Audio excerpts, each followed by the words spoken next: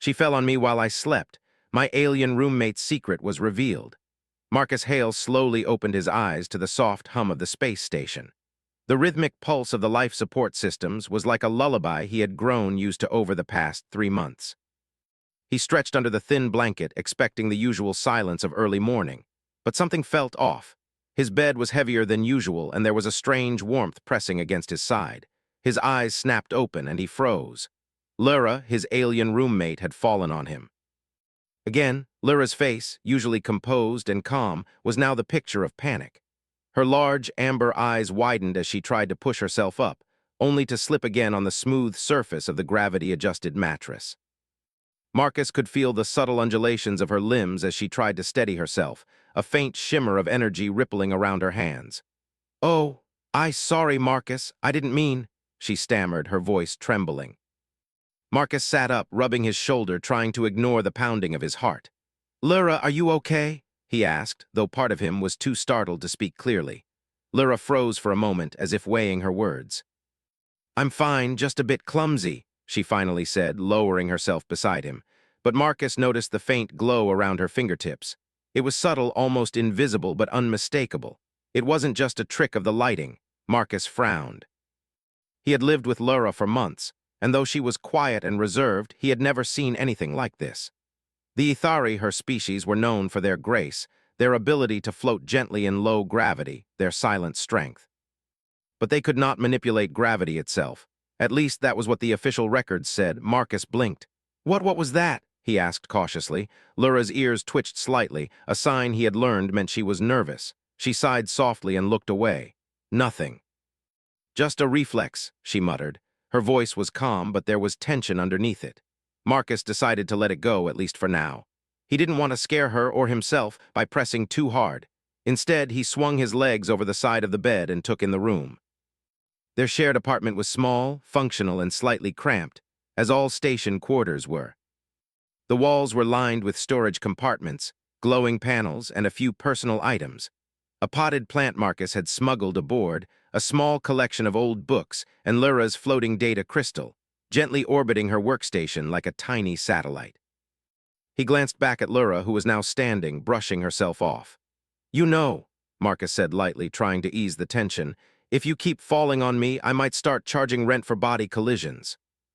Lyra gave a faint smile, a delicate curve that barely touched her lips. "I will try to be more careful," she said, though her eyes flicked briefly to the ceiling. The morning passed in a slow, quiet rhythm. Marcus prepared a simple breakfast of rehydrated oats and a cup of synthesized coffee while Lyra floated nearby, tending to her workstation. He watched her with a mixture of curiosity and unease. There was something about the way she moved, so precise yet effortless, that hinted at hidden abilities. But he reminded himself, curiosity could be dangerous when dealing with alien roommates. After breakfast, Marcus decided to tackle his daily tasks. The station needed maintenance, and as a human exchange engineer, it was his job to inspect the systems, check the oxygen regulators, and monitor the power cores. Lyra followed silently, as usual, hovering near him with quiet efficiency. He had grown used to her presence, though today, her earlier display weighed on his mind. By mid-morning, the station's automated alert system began to beep. A low, rhythmic sound that meant a minor gravity fluctuation had been detected in the residential module. Marcus glanced at Lyra, who immediately stiffened. "I'll check it," he said, though part of him was nervous. Lyra's hands moved subtly, almost imperceptibly, as if she were already calculating something. Marcus wondered if she had anything to do with the anomaly. He followed her to the control panel. The readings were strange. Localized gravity spikes in one corner of the room, rising and falling without explanation. Marcus frowned. He had worked with gravity regulation systems before, and nothing he had seen could account for this pattern. Lyra hovered closer, her fingers brushing the controls. "It's minor," she said, her voice calm. "Probably a fluctuation from the station's rotation." "Nothing to worry about," Marcus nodded, but he couldn't shake the feeling that something unusual was happening. As he worked to stabilize the readings, he caught a glimpse of movement out of the corner of his eye. Lyra's body seemed to ripple slightly, her feet hovering just above the floor even though the gravity setting was normal. And then, before he could react, A small panel on the wall glimmered and adjusted itself, exactly the way he had been trying to do manually. Marcus's heart skipped. He turned to her, eyes wide. "Laura, did you just—" She froze, her expression unreadable. "Marcus, she began, but stopped.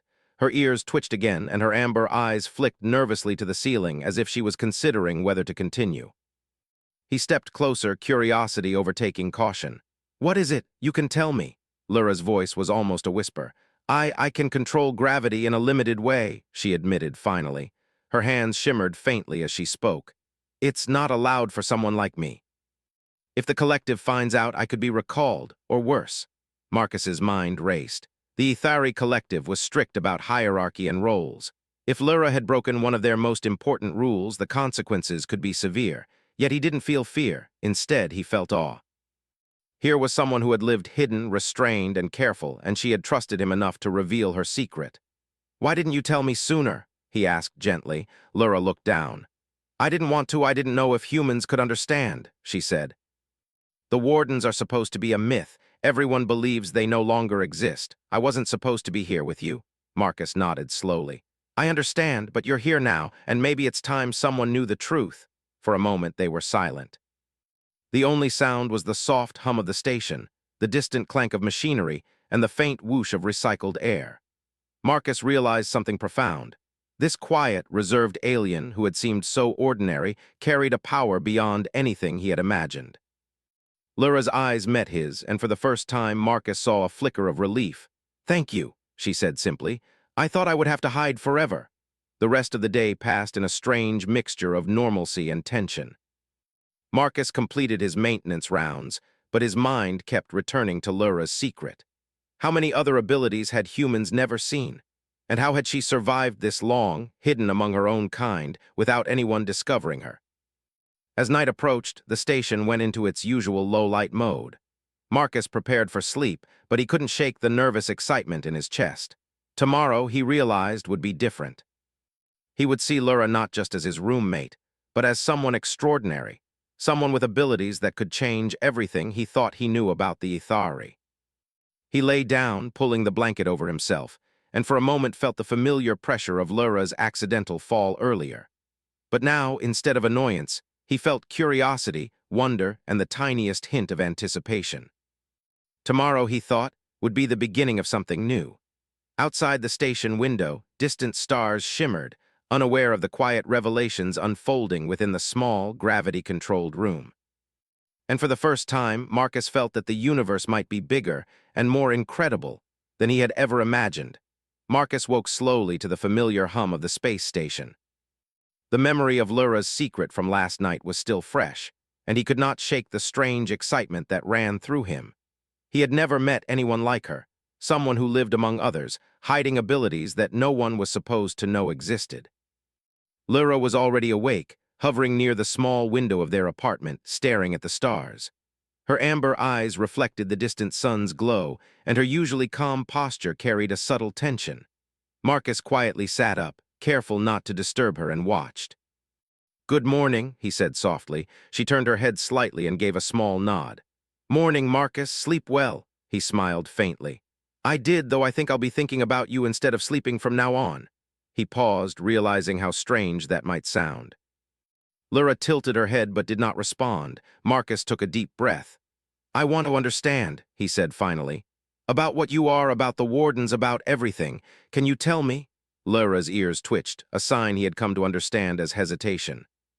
She floated closer, her movements smooth and controlled, but her fingers brushed nervously against her floating data crystal.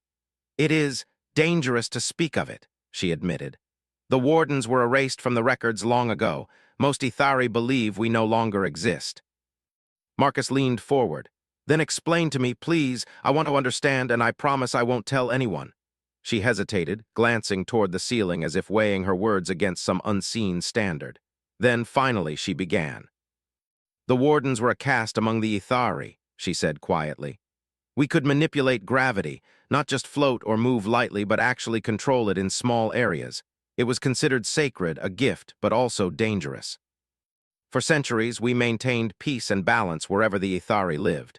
But when humans began exploring space, the Council feared that our abilities could be misused, or that humans might learn to manipulate gravity themselves. Marcus nodded, absorbing her words. So they erased you, made it as if the wardens never existed. Lura's expression darkened slightly.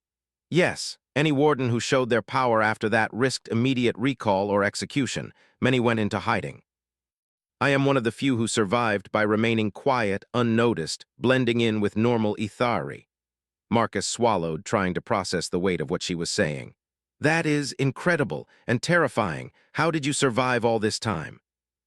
I learned to control it subtly, she said. Small motions, minor adjustments, never enough to attract attention. The moment someone noticed, I would stop. But living this way, it is lonely. I had to hide who I am every day. Marcus felt a pang of sympathy.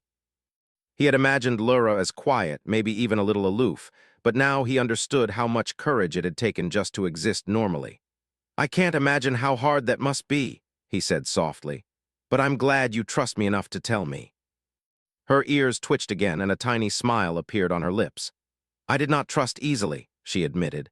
Humans, I thought you might be unpredictable, reckless, but you are curious in a way that is different. You want to understand, not control. That is rare. Marcus's curiosity only grew. Do you ever use it for anything? He asked cautiously. Lura shook her head. Only when absolutely necessary. Small corrections to gravity around the station, subtle adjustments in emergencies, always hidden. If anyone discovered it, it could be catastrophic for me. Marcus paused, thinking, so what happened yesterday? You didn't mean to fall on me, right? She looked down, a faint blush of color touching her cheeks, something he had not noticed before. It was an accident, yes. The gravity fluctuation caught me off guard, but it also revealed me. He nodded, understanding. I think I'm glad it did. I want to learn from you. Maybe we could figure out how humans and wardens can work together. Her eyes widened slightly, surprise flickering across her face. That is dangerous to suggest, she said. The council would never approve. Humans are not meant to know our methods. Marcus leaned back, smiling faintly. Then we keep it secret, but right now you have me. And I want to understand, at least between us. For the next hour, they sat together quietly, discussing the basics. Lura explained the smallest principles of gravity manipulation without revealing any advanced techniques. She described how wardens could anchor objects, adjust weight subtly, and sense gravitational flows. Marcus listened carefully, fascinated. Even without seeing the full extent of her powers, he could feel the magnitude of her abilities. By midday, Marcus decided it was time to check the station systems. He asked Lura to accompany him, knowing her presence might make the tasks easier and safer. As they walked through the corridors, he noticed how she moved differently from the other Ithari, lighter, more precise, almost floating with confidence. Do you practice even when no one is watching? He asked quietly. She nodded. Every day. It is not just skill, it is survival. I must remain ready for anything, but the practice must be invisible. Marcus felt admiration and respect growing inside him. He had trained in many environments, faced countless challenges, but Lura's discipline and control were on another level entirely. As they reached the maintenance hub, the station's alert system beeped sharply, drawing their attention. A minor gravity fluctuation had been detected near the reactor.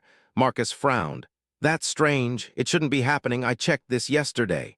Lura's expression tightened. It is minor, but I can help stabilize it, she said, her voice calm but firm. She raised her hand subtly, and Marcus noticed a faint shimmer around her fingers. The readings began to normalize almost immediately. Marcus stepped back, awestruck. You just did it, he whispered. I did, she confirmed softly, but it must remain our secret, he nodded. Of course, but Marcus, I think I need to tell you more about why I am here, about what humans could mean for the wardens. It is complicated. They returned to their apartment later, and Lura began her story. She explained that the wardens had once been in contact with other species, not just the Ithari. They were diplomats, protectors, and sometimes warriors. But the rise of human space travel had caused fear among the Ithari Council. Humans were unpredictable, curious, and adaptable in ways no other species had been. Marcus listened, fascinated. So they hid you because they were afraid humans could surpass you, Lura nodded. Yes, humans have a potential the Council did not understand. They feared our power combined with human creativity. They erased us to prevent that possibility. Marcus thought for a moment. That doesn't make sense. Humans are resourceful, yes, but you could teach us, help guide us. Her eyes flickered. That is dangerous. The Council would never allow it. And yet, I see what you mean. Perhaps humans and wardens together could accomplish things the galaxy has never seen. They fell silent for a long time, both lost in thought. Marcus realized that the galaxy was more complicated than he had imagined. Hidden powers, secret castes, political fear, and humans caught in the middle, potentially more capable than anyone realized. As the station lights dimmed, signaling the approach of night, Marcus looked at Lura and felt a sense of partnership forming. She had trusted him with the truth, and he had accepted it. In return, he would support her, learn from her, and perhaps, one day, work alongside her to face challenges no one else could. Outside, the stars gleamed like distant beacons, silent witnesses to the quiet conversation in the small apartment. The universe was vast, filled with secrets, power, and danger. And Marcus knew for the first time that he was no longer just a human engineer. He was part of something bigger, something extraordinary. Lura floated beside him, her gaze on the stars, and Marcus felt a quiet hope. Perhaps humans and wardens together could change the way the galaxy saw the world. Perhaps fear could be replaced by understanding, curiosity, and courage. And as he lay down that night, Marcus felt a sense of purpose stirring within him. Tomorrow would not be ordinary. Tomorrow would bring new challenges, new revelations, and perhaps the first steps toward a future no one had dared to imagine. The station was unusually quiet that morning, the corridors empty except for the faint hum of machinery and the occasional flicker of the fluorescent. Panels. Marcus moved cautiously, carrying his toolkit, while Lura floated beside him. Something in the air felt tense. He couldn't explain it, but the earlier conversations with Lura had left him with a strange mix of curiosity and unease. "Have you ever dealt with an emergency like this before?" Marcus asked, glancing at her. Lura's amber eyes met his, calm and precise. "I have," she said, "but not in the presence of humans. I usually act alone, unseen. Today it is different." They reached the main control hub to begin routine checks. The console screens flickered briefly, then stabilized. Marcus frowned. "That's strange. Something just spiked on the gravity monitor." Before he could react further, a loud alarm blared across the station. The red warning lights pulsed, and a voice echoed through the corridors. "Attention! Microsingularity containment field failing. All personnel follow emergency protocols immediately." Marcus froze. Microsingularity containment fields were delicate.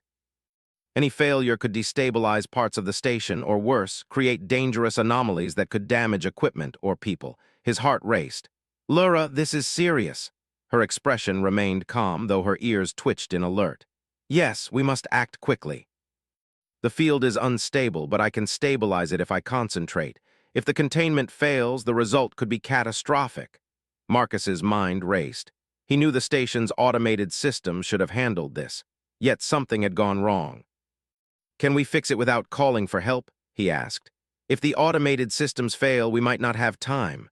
Lura nodded. "We can try, but you must follow my instructions precisely. One wrong move could make it worse." Marcus nodded. "Tell me what to do." The two of them moved through the station corridors toward the reactor chamber, the alarms echoing around them. The normally smooth floors seemed slippery, almost as if the gravity fluctuations were subtly affecting the environment. Marcus had to steady himself several times, glancing at Lura for guidance. When they reached the reactor, the containment field shimmered violently. Small arcs of energy danced across the control panel, and the magnetic stabilization rings spun faster than usual. Marcus's training kicked in, but even he could see that the field was beyond ordinary repair. "Stay close," Lura instructed, her hands glowing faintly as she hovered above the floor. "I need to anchor the field." "You'll have to adjust the modules on the perimeter to match the flow." Marcus nodded, though his hands trembled slightly. He had done routine maintenance, but this was unlike anything he had faced. He began adjusting the perimeter modules, following her precise instructions. Lura's fingers glimmered with soft waves of energy as she manipulated the gravitational currents, subtly stabilizing the field. Time seemed to stretch. Every second was crucial. Marcus worked quickly, matching her movements, feeling a strange synergy forming between them. He realized that Lura's abilities were incredible, but her true strength was the control and patience she maintained under pressure. The field pulsed violently, threatening to collapse. Marcus gritted his teeth, tightening his grip on the controls. "Almost there," he muttered. Lyra's voice was calm, steady.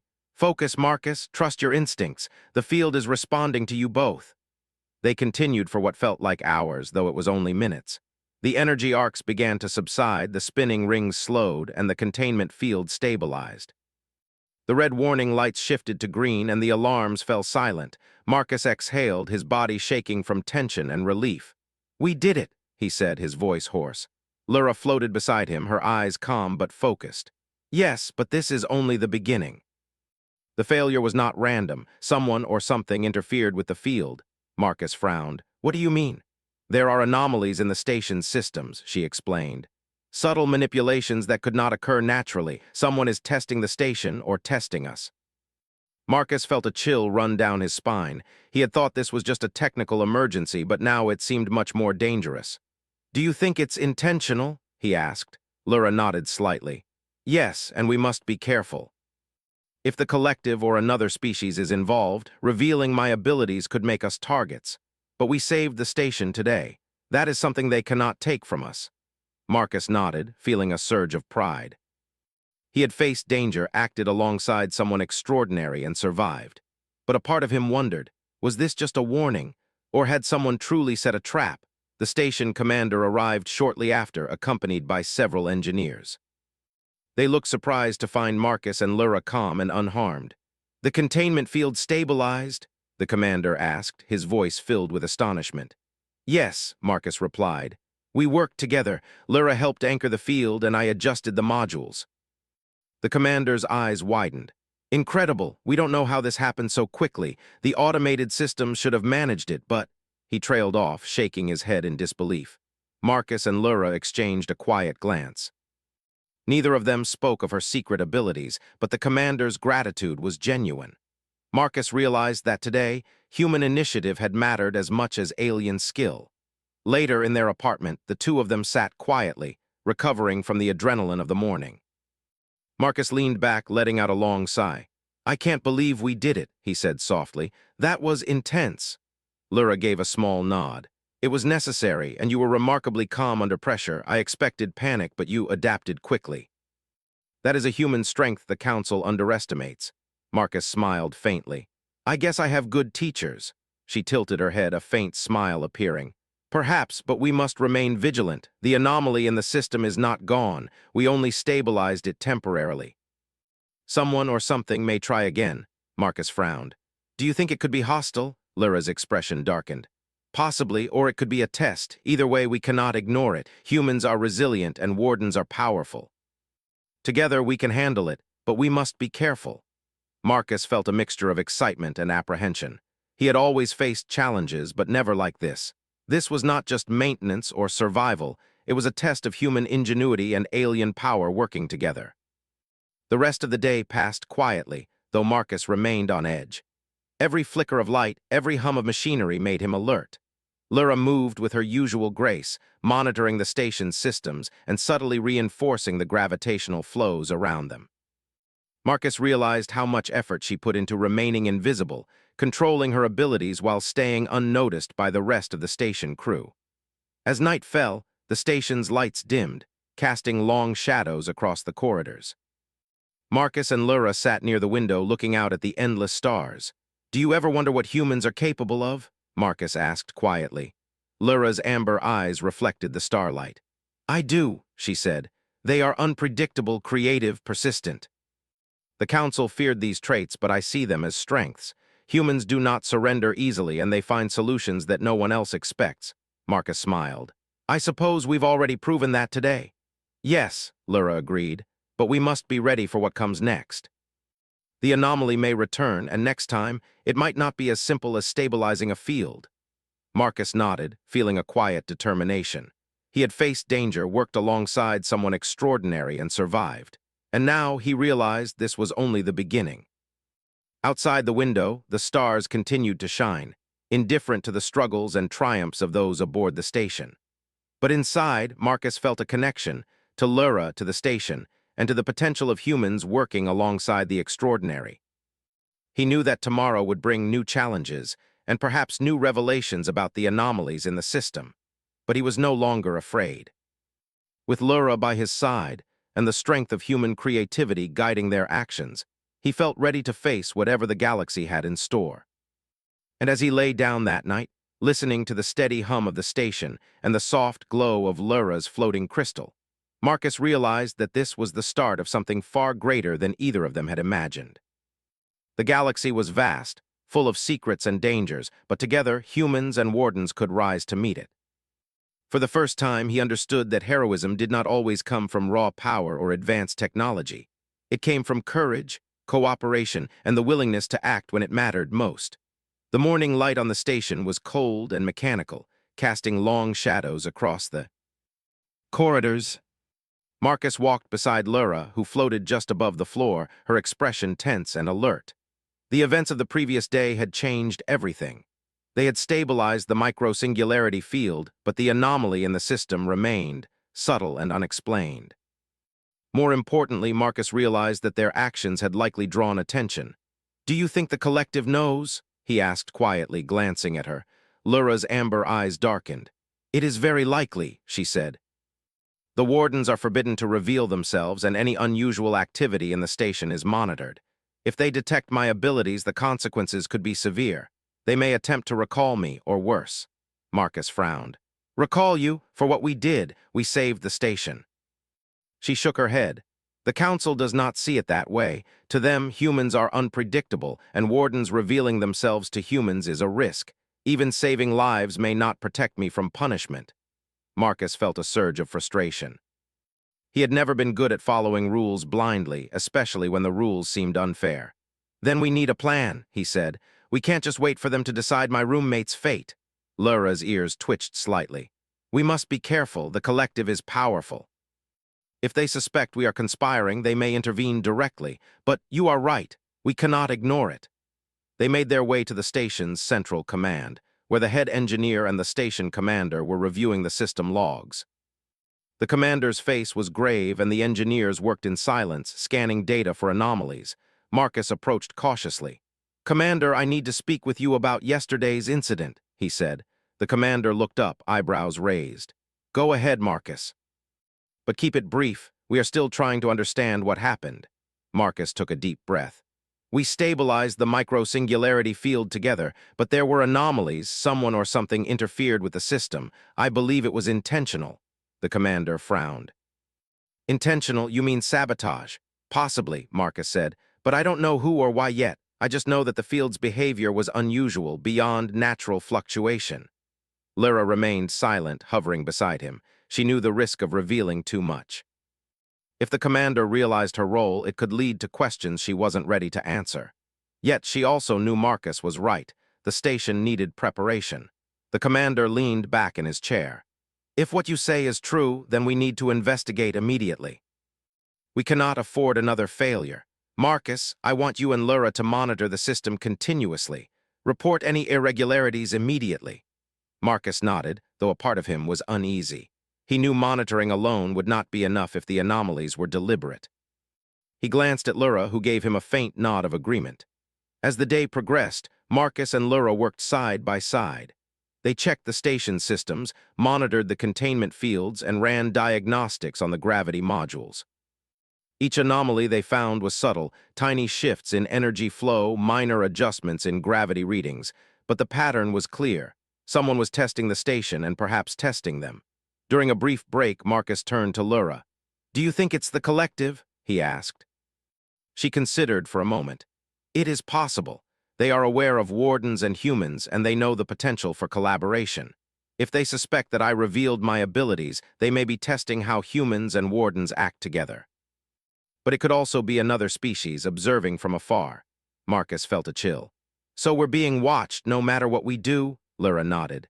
"Yes, but observation alone is not a threat. The risk comes if they decide to intervene directly. That is when we must be ready." By evening, the anomalies had grown more pronounced. The station systems began behaving unpredictably, and Marcus realized that their efforts were no longer just maintenance. They were a test of skill, patience, and teamwork. "We need to prepare for a larger incident," Lyra said quietly, her voice steady despite the tension. "The anomaly is escalating. It may affect the core if we are not careful." Marcus felt a surge of determination. Then we act before it gets worse. We've handled emergencies before. We can do this again. They spent the night reinforcing the station systems, using a combination of human ingenuity and Lura's subtle gravity control. Marcus adjusted modules, rerouted energy flows, and recalibrated sensors, while Lura anchored critical points, stabilizing the station with precision. Hours passed like minutes. The station's hum was constant, the lights steady but faintly tinged with the warning glow of caution. Marcus felt fatigue creeping in, but he refused to stop. Every adjustment mattered, every second counted. Finally, as the first light of the station's artificial dawn filtered through the observation windows, the anomalies subsided.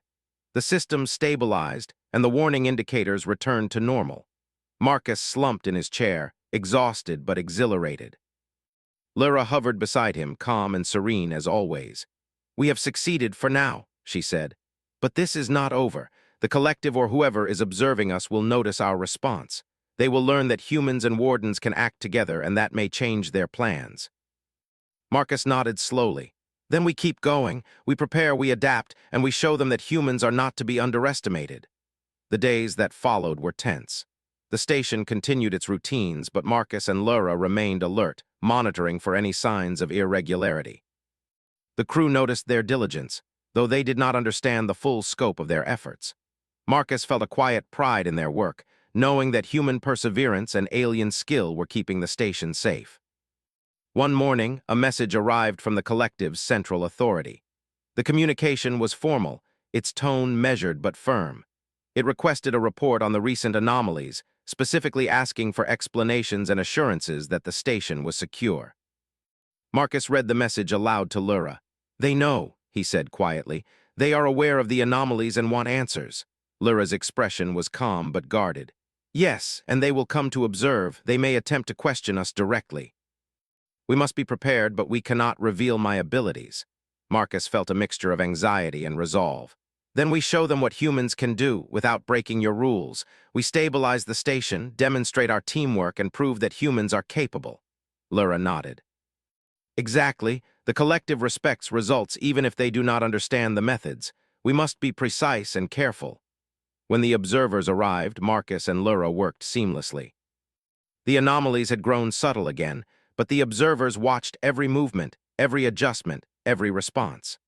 Marcus's hands moved confidently over the controls, while Lura subtly manipulated the gravity flows, keeping the system steady. The observers' expressions shifted from skepticism to curiosity, then to respect. Marcus could see it in their eyes. They had underestimated humans, underestimated teamwork, and underestimated the combination of ingenuity and warden skill. By the time the demonstration was complete, the observers had left with more questions than answers. But one thing was clear. Marcus and Lura had shown that humans were not weak, predictable, or fragile. Later in the quiet of their apartment, Marcus and Lura reflected on the events. "They saw what we could do," Marcus said. "Even if they don't understand, they know humans are not just observers. We act, we solve problems." Lura's eyes softened slightly. "Yes. And perhaps this will change how they view humans, not as a risk, but as allies. They will not expect collaboration. They will underestimate us. That is an advantage." Marcus smiled faintly. "Then we keep working, keep learning, and keep surprising them, together." Outside, the stars gleamed like distant witnesses, indifferent yet silent companions to the quiet triumphs aboard the station. Marcus felt a sense of purpose and belonging. The galaxy was vast, full of secrets, challenges, and unknown forces. But for the first time, he felt that humans, with their curiosity, adaptability, and determination, could rise to meet those challenges, not alone, but alongside beings like Lura. And as night fell once more, Marcus realized that heroism was not always about power or technology. It was about courage, cooperation, and the willingness to face the unknown. And tomorrow would bring new tests, new challenges, and new opportunities to prove that humans were capable of far more than anyone had dared to believe. For Marcus and Lura, the journey was only beginning. The galaxy had taken notice, and the real challenges were still ahead.